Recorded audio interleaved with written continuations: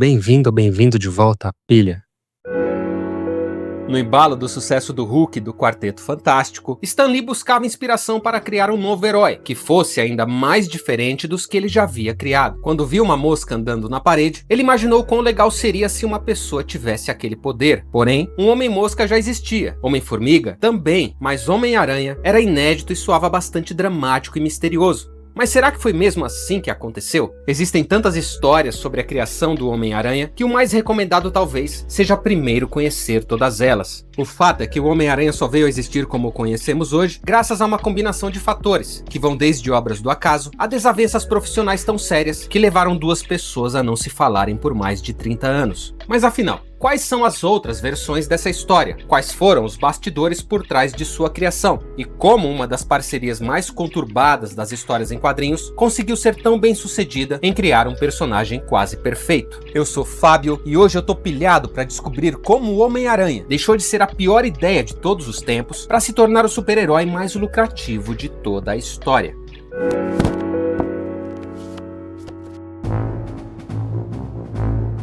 A história do Homem-Aranha começa há pelo menos 8 anos antes de sua criação oficial em 1962. Não como Peter Parker, é claro, mas como um conceito que evoluiu pela contribuição de 3 nomes bastante conhecidos pelos fãs de quadrinhos: Joe Simon, C.C. Beck e Jack Kirby. Com o fechamento da Fawcett Comics em 1953, o artista C.C. Beck, co-criador do Capitão Marvel, foi convidado por Joe Simon para um projeto na Harvey Comics, que envolveria a criação de um personagem chamado Spider-Man. É impossível imaginar o curso que a história teria tomado não tivesse Joe Simon, no último minuto, alterado o nome do personagem para Silver Spider. A história contava como um órfão chamado Tommy Troy encontrava um anel mágico que, ao ser esfregado, libertava um gênio com o poder de transformá-lo no Silver Spider. O projeto, no entanto, foi barrado pelas muitas semelhanças que tinha com o Capitão Marvel e por não trazer nada de novo, muito menos de aracnídeo. No final da década de 50, os quadrinhos de super-heróis ensaiaram uma retomada, após o devastador ataque sofrido pela indústria em 1954. Aproveitando o sucesso do filme A Mosca de 1958, Joe Simon e Jack Kirby apresentaram o Silver Spider para a Art Comics, alterando aspectos de sua história para desvinculá-lo de sua primeira versão. Agora, ele tinha habilidades parecidas com as de um inseto e um nome que causava asco e terror: The Fly, ou em português, A Mosca. O material foi aprovado e publicado pela Art Comics, mas Simon e Kirby só ficaram no título até a 4ª edição, que, a título de curiosidade, traz o primeiro painel de Neal Adams para uma história em quadrinhos. O herói continuou sendo publicado sob o nome The Fly até 1964. Em 1965, teve seu nome alterado para Flyman, sendo definitivamente cancelado em 1967. Quanto a Kirby, ele voltou à Marvel em 1959 e um dia entrou na sala de Stan Lee e disse: "Ei, vamos criar um personagem chamado Homem-Aranha."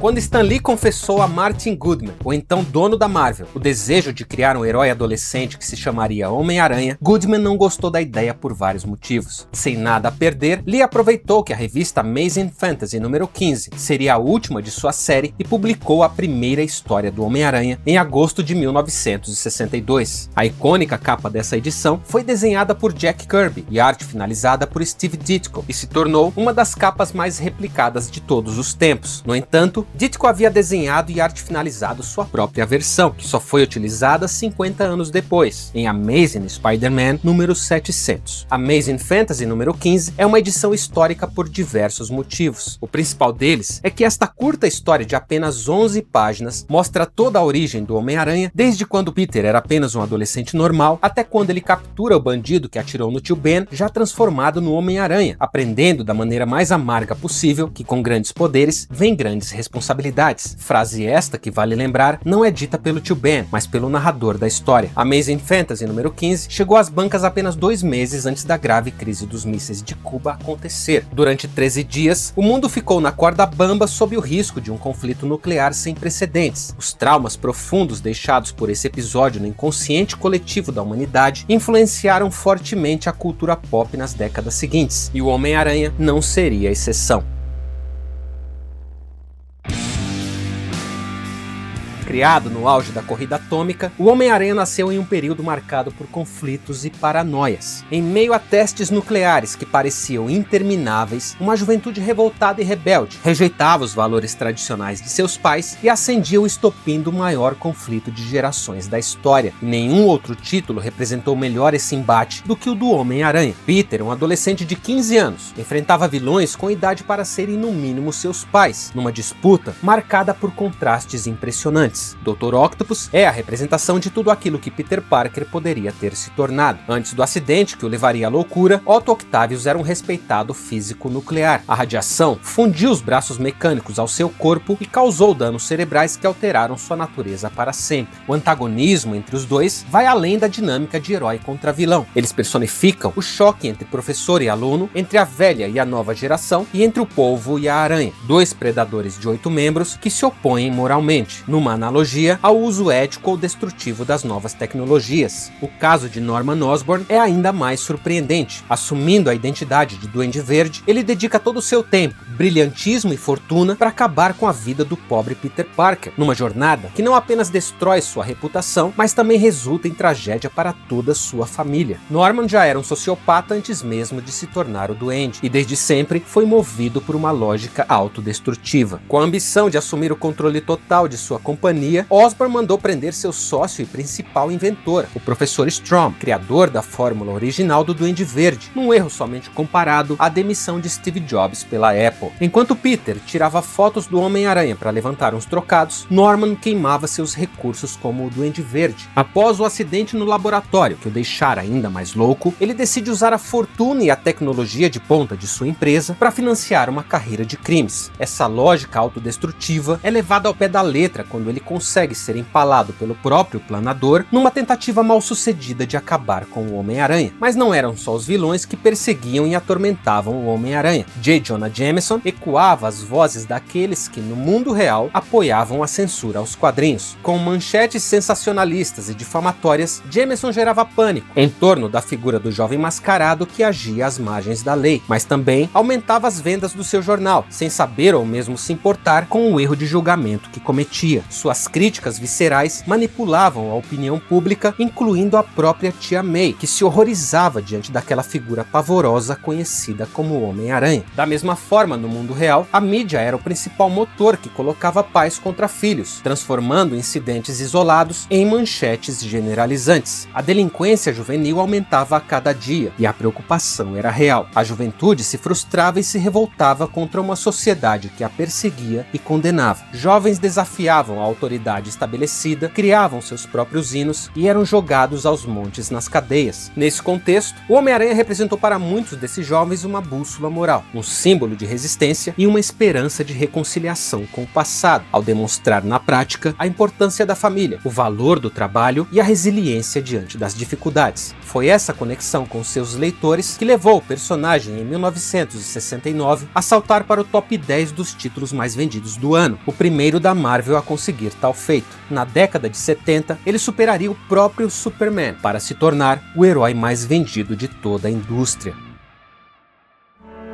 De acordo com Stan Lee, ele viu uma mosca na parede e teve a ideia de criar o Homem-Aranha. Jack Kirby, por sua vez, afirmou que criou o personagem, o uniforme e todo o resto, mas decidiu entregá-lo a Steve Ditko. Já Steve Ditko argumentou que Stan Lee havia pensado no nome, mas foi ele quem criou o uniforme, os lançadores de teia e o sinal de aranha. O mais incrível é que é impossível provar que algum deles esteja mentindo. Os créditos pela criação do Homem-Aranha geram debates acalorados até hoje. Afinal, o objeto em disputa é nada menos que o super-herói mais lucrativo da história. A verdade é que, se retirássemos qualquer um desses gênios da equação, teríamos tido como resultado um produto inferior, ordinário ou até mesmo inexistente. Sem Stan Lee, o Homem-Aranha talvez não tivesse sido publicado. Sem Jack Kirby, é possível que nunca tivesse sequer existido. E sem Steve Ditko, jamais teria se tornado tão popular e tão bem sucedido quanto de fato se tornou. Embora Jack Kirby tenha declarado em uma entrevista de 1989 que ele próprio próprio havia sido o criador do Homem-Aranha e de todas aquelas revistas, não foi isso que ele disse em 1971, quando afirmou, muito mais próximo dos eventos, que Steve Ditko havia criado o personagem. A verdade é que Ditko criou um uniforme irretocável, que após mais de 60 anos, ninguém se atreveu a mudar, ou pelo menos, não definitivamente. Não podemos esquecer de todos os vilões clássicos, com seus trajes e histórias altamente vibrantes, e do elenco de apoio, que são um show à parte. Muitos dos atributos hoje creditados a outros artistas foram, na verdade, originalmente criados pelo próprio Steve Ditko, ao longo das 39 edições que desenhou e arte finalizou o personagem. Entre eles, destacam-se os usos engenhosos da teia, as poses dinâmicas e o design expressivo das lentes, sem esquecer o clássico rosto dividido e o icônico penteado de Peter, com suas madeixas que remetem às presas de uma aranha, detalhes que o tornaram tão instantaneamente reconhecível quanto o próprio Clark Kent. Mas de repente, por algum motivo que só podemos especular, Steve Ditko decidiu abandonar seu personagem de maior sucesso, que vinha em uma crescente de popularidade nunca antes vista na editora, e deixar a Marvel sem jamais olhar para trás.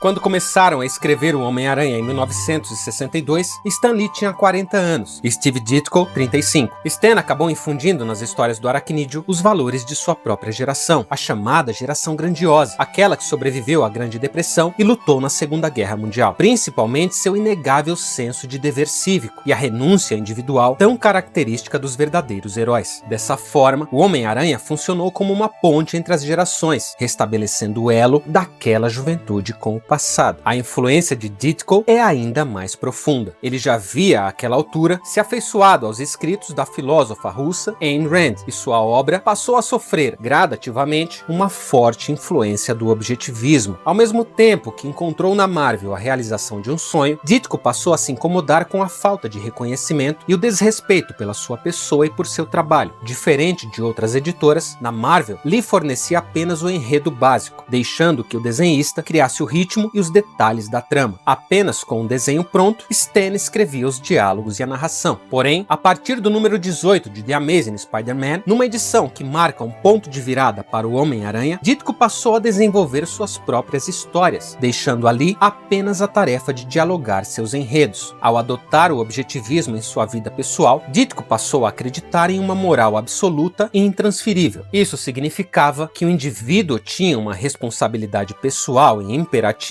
não devendo ficar inerte diante de uma injustiça. Com base nesse princípio, ele começou a notar o quão injusto era que outro, no caso Stan Lee, recebesse créditos por seus roteiros, e começou a exigir pagamentos e a devida citação de seu nome como roteirista das histórias. Suas reivindicações, entretanto, só seriam parcialmente atendidas a partir da edição 25, quando seu nome passou a constar formalmente como responsável pelos enredos, confirmando o controle criativo que ele manteve no título do Homem-Aranha até abandonar a Marvel no número 38. Os motivos dessa ruptura ainda hoje são objeto de especulação, variando desde a revelação da identidade secreta do Duende Verde até um tratamento profissional que Ditko considerava inadequado. A comunicação com Stan começou a se deteriorar ainda nos primeiros meses da revista. Ditko afirmou que, como empregado da editora, ele não poderia simplesmente ter se recusado a falar com seu editor e acusou Stan de se esconder em sua sala sempre que ele vinha lhe trazer as páginas. Essa versão foi confirmada por Roy Thomas, o sucessor de Stan Lee como editor-chefe da Marvel, ao lembrar que Stan, utilizando algum tipo de sentido de radar que faria o Demolidor sentir inveja, conseguia, como de costume, permanecer em sua sala até que Steve tivesse ido embora, de modo que, em toda a minha vida, nunca vi os dois juntos. Na versão de Stan Lee, fora Ditko que, aos poucos, se tornara hostil. O desenhista não era a pessoa mais comunicativa do mundo, e Stan não sabia bem qual era o problema entre os dois. Talvez Ditko tivesse se cansado das constantes alfinetadas e provocações de Stan, que lhe dava apelidos nos créditos e fazia declarações na imprensa como esta, de janeiro de 1966, em uma entrevista publicada pelo New York Herald Tribune. Eu não crio mais o enredo do Homem-Aranha. Steve Ditko, o artista, tem feito as histórias. Acho que vou deixá-lo em paz até as vendas começarem a cair. Como o Aranha ficou tão popular, Ditko acha que agora é o gênio do mundo. Existe uma ironia no fato fato de que, no mês em que essa entrevista foi publicada, Ditko entregava um dos arcos mais consagrados da história dos quadrinhos, If This Be My Destiny, publicado entre os números 31 e 33 de The Amazing Spider-Man, é o batismo de fogo do Homem-Aranha de Steve Ditko, uma mostra de heroísmo, resiliência e determinação que se tornou a marca registrada de Peter Parker não só nos quadrinhos, como também em outras mídias. Ao longo de 50 anos, Ditko se recusou a dar entrevistas e não fazia aparições públicas. Diante de seu silêncio, muitas teorias foram criadas sobre o motivo de sua saída da Marvel. A mais famosa delas é a de que o artista não aceitou que Norman Osborn fosse o Duende Verde. Essa hipótese, apesar de popular até hoje, não se sustenta quando sabemos que Ditko já havia desenhado Norman Osborn em The Amazing Spider-Man número 23, com seu terno roxo e seu distinto corte de cabelo 16 números antes da grande revelação. Norman já vinha dando indícios de que era um homem perigoso, que nutria um ódio profundo pelo Homem-Aranha e dono de uma força sobre-humana, como visto na edição 37, quando nocauteou o aracnídeo com um soco na nuca. Se Ditko fez isso por vontade própria ou seguindo ordens superiores, ninguém sabe. O que sabemos é que no número seguinte à sua saída, John Romita assumiu seu lugar e Norman Osborn foi revelado como sendo o Duende Verde, levantando suspeitas de que tenha sido esse episódio o principal motivo de seu desligamento. Ditko só quebraria o silêncio em torno de sua saída da Marvel em 2015, pouco menos de 3 anos antes de seu falecimento, por meio de um texto intitulado Por que eu deixei o Homem-Aranha e a Marvel. Após descrever como Stan parou de recebê-lo em sua sala como normalmente fazia e passou a usar seu assistente Saul Brodsky para receber suas páginas, Ditko concluiu: por que eu deveria continuar fazendo todas essas edições mensais, ideias de histórias originais e criando material para um homem que está tão assustado ou tão irritado com alguma coisa que não consegue nem me ver ou falar comigo? Há uma história de 3 páginas publicada em The Amazing Spider-Man Annual número 1, intitulada Como Stan Lee e Steve Ditko criaram o Homem-Aranha, que retrata um pouco como era a relação complicada entre os dois desde o início da parceria.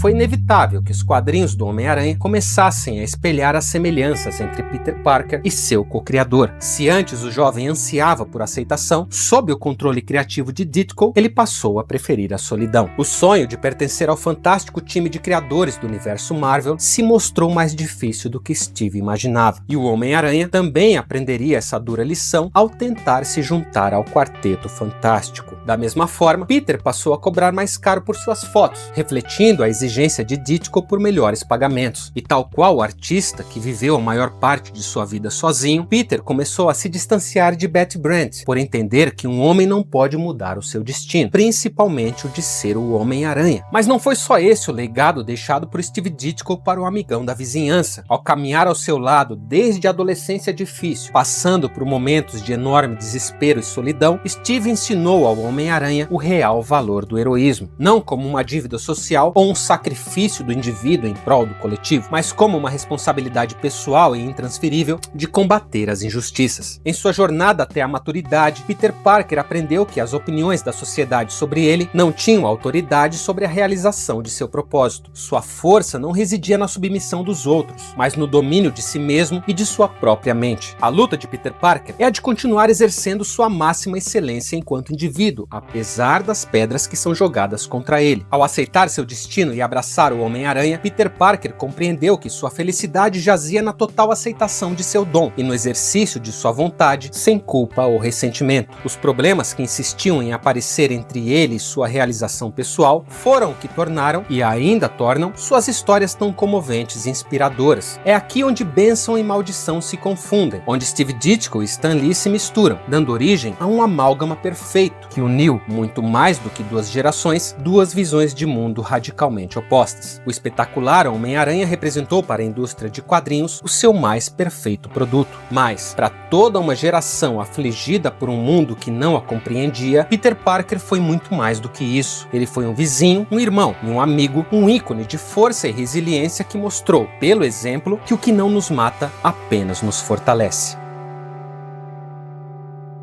É isso, meus amigos, espero que tenham gostado do vídeo e vejo vocês no próximo, com mais uma HQ da Pilha. Um grande abraço e fui!